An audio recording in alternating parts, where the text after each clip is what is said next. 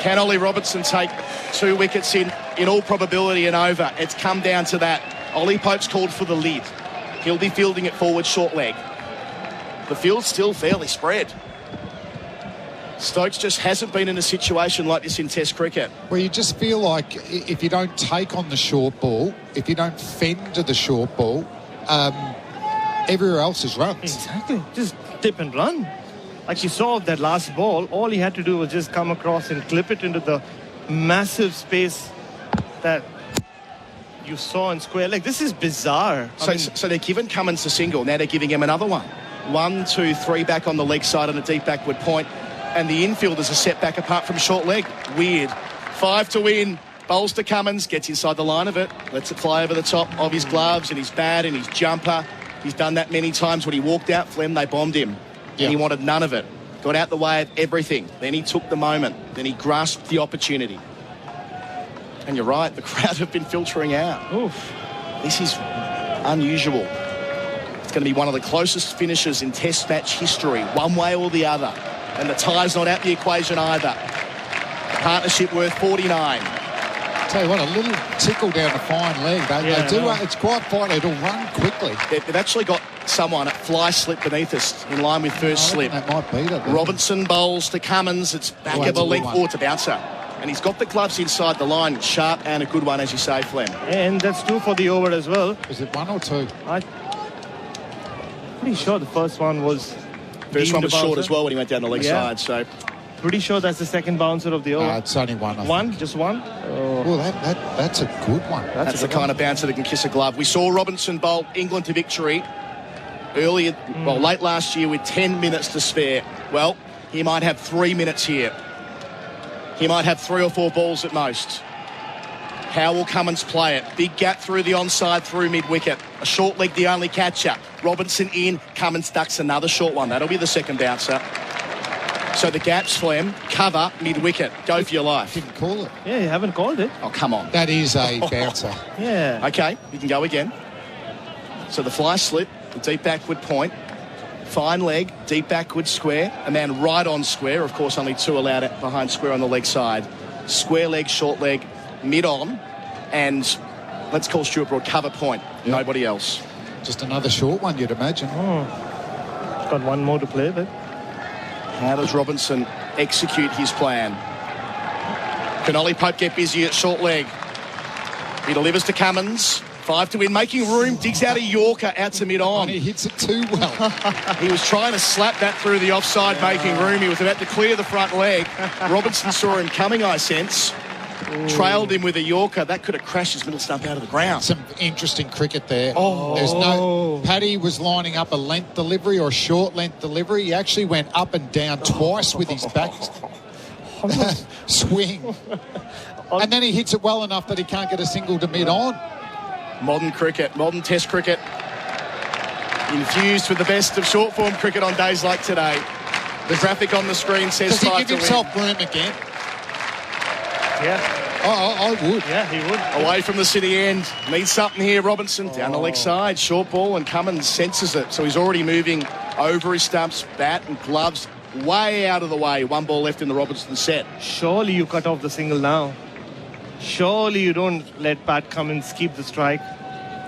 I think they're just going to... Well, they've only bowled 1 bouncer. Yeah. He'll bowl another bouncer here. Just Cummins go for it. Just a whole over of them. Yeah. Well, they don't need to. There's plenty of overs left, isn't there? Yeah, 6 more to go to this. The crowd are silenced. They're not being whipped into a frenzy. Another wicket and they might be, but for now... Thing is, if Paddy keeps his shape and he goes another Yorker and gets it wrong, it's going to be a 4 to mid-off.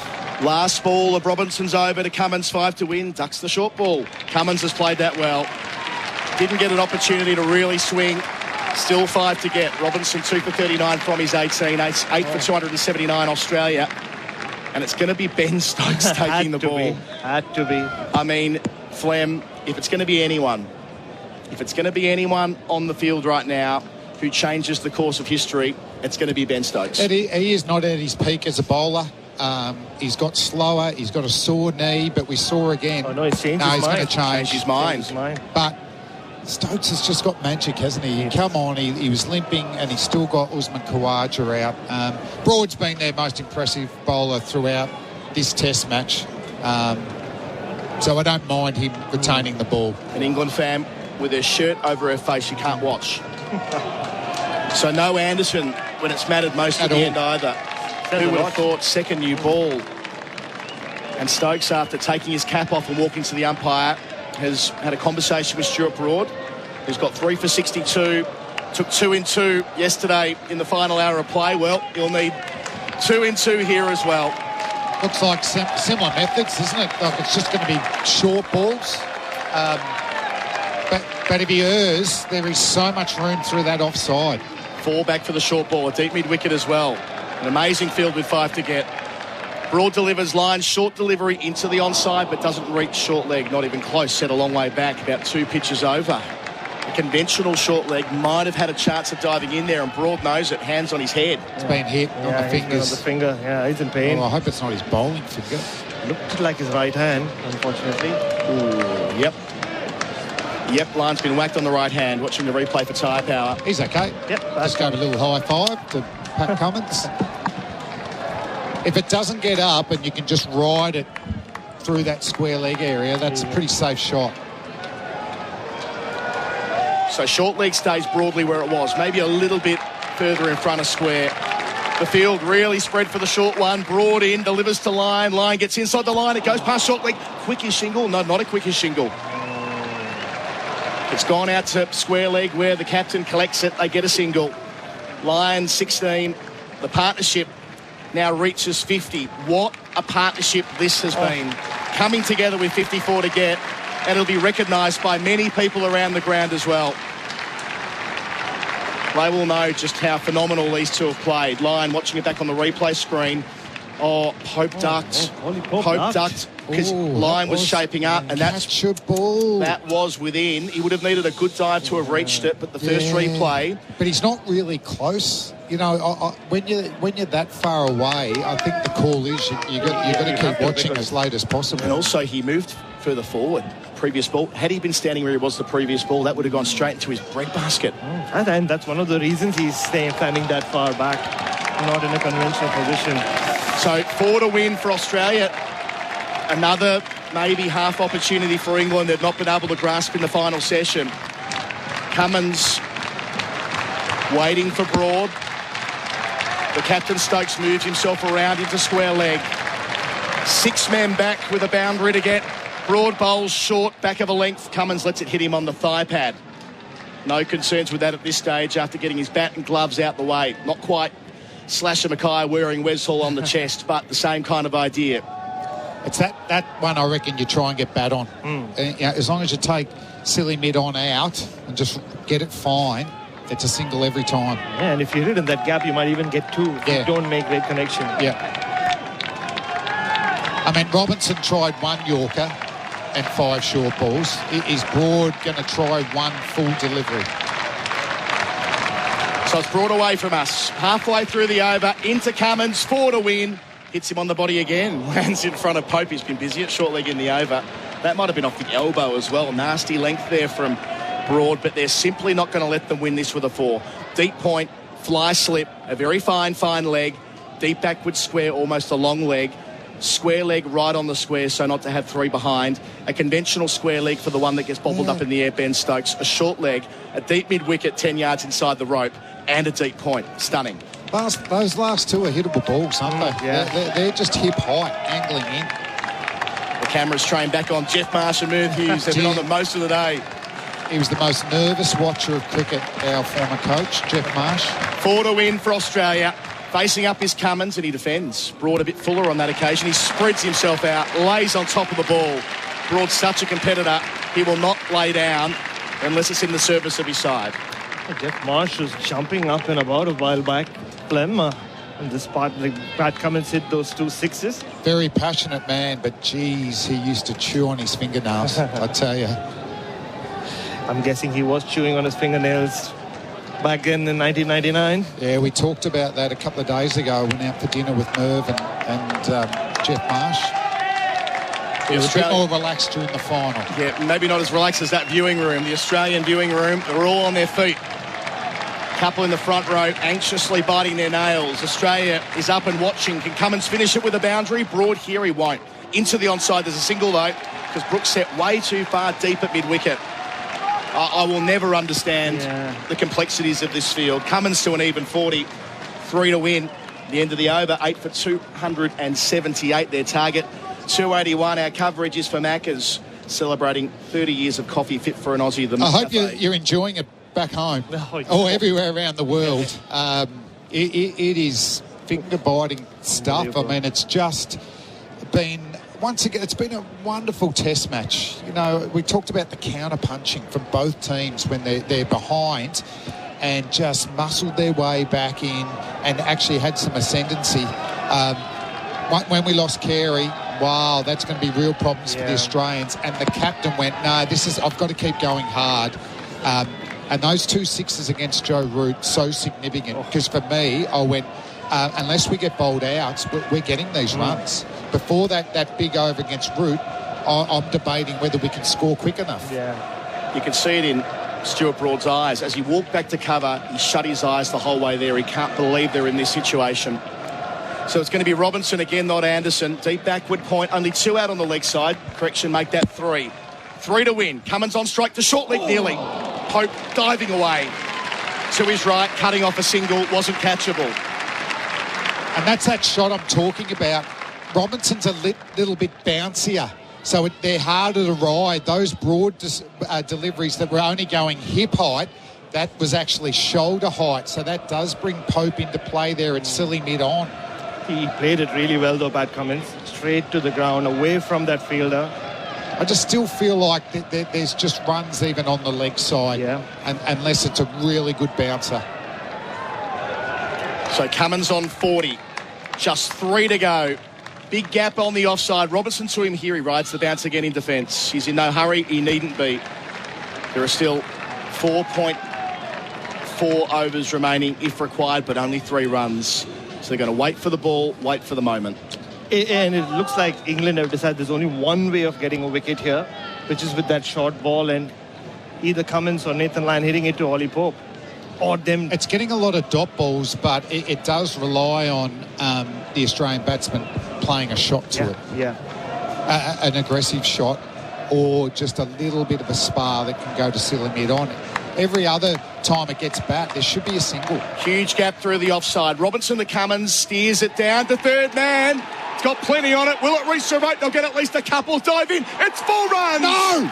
It's knocked over the boundary rope. Pat Cummins drops his bat and helmet and wheels away in celebration.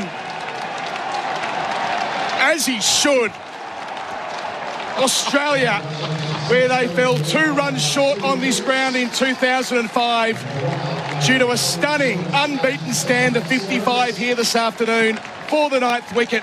Cummins and Lyon have led Australia to one of their greatest Ashes victories by 2 wickets. Cummins not out 44, Lyon not out 16, to have the courage of their convictions, to play the way they wanted to play against the Bazballers of England, to fall into a hole in the final session of the compelling, pulsating, riveting test match, and to win the match at 7:20 on the final night. Truly one of Australia's most memorable victories. Damien Fleming, you're related too. Oh, just absolutely pumped and well called, Colo. It's hard to see down there, so I'm going, at least they're going to get a tie and then it gets through. But well done to both teams. You know, this is going to, it's been built up as it's going to be a super series. It's going to be better now that after we've had this first test match. Real class from the English players here. Round of applause for the Holly stand. The fans have been sensational, the Aussies and the English here at Birmingham. But for Australia, for the captain, Pat Cummins, you know, what a partnership, what an innings, what a victory. Some interesting things at selection. Bowling probably not coming in fit form, but he willed himself into the contest, firstly with the bat in the second innings, first innings, bowled beautifully in the second innings, and now he's got his country home with his great mate Nathan Lyon. Enjoy, gentlemen. Pat Cummins and Nathan Lyon Barrett have enjoyed a hug. You said it this morning that Pat Cummins would hit the winning runs as he did on Test debut the last time Australia chased anything like this in the fourth innings. And those two men have been through a lot. The roller coaster that was the last 6 years in Australian cricket. Cummins, the captain, under so much scrutiny when taking the armband a couple of years ago, especially when they replaced the coach. Well, they've won the World Test Championship last week. They're 1-0 up in an Ashes series in a test where they were so far behind the 8 ball after day one, and indeed at 2 for 29 early on day two.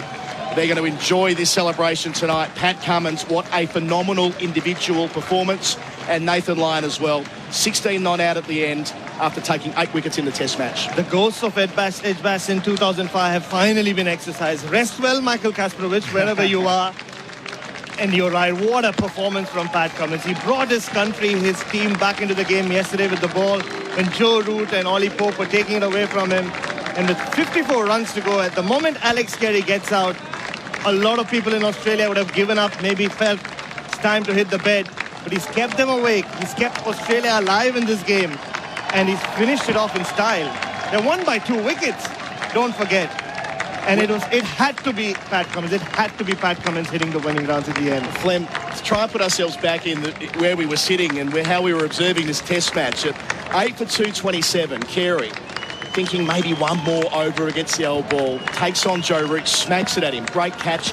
The Holly stand nearly collapsed. The celebration. Great catch. Said at the time it should have been match winning. And it's not. And England will review that, and not least the way, despite Stokes having the golden arm in so many ways and the magnificent way he's led this side, and this has been a truly great test match because both sides have been up for the scrap, but they were left wanting at the end when it came to their tactics. Yeah, definitely. So I think they ran out of ideas, really. But a lot of that was put down to this experienced Australian pair, Pat Cummins, Nathan Lyon. Yes, that they are tail enders, but I just thought their composure under pressure, their partnership batting was fantastic. Cummins just sensing the moment.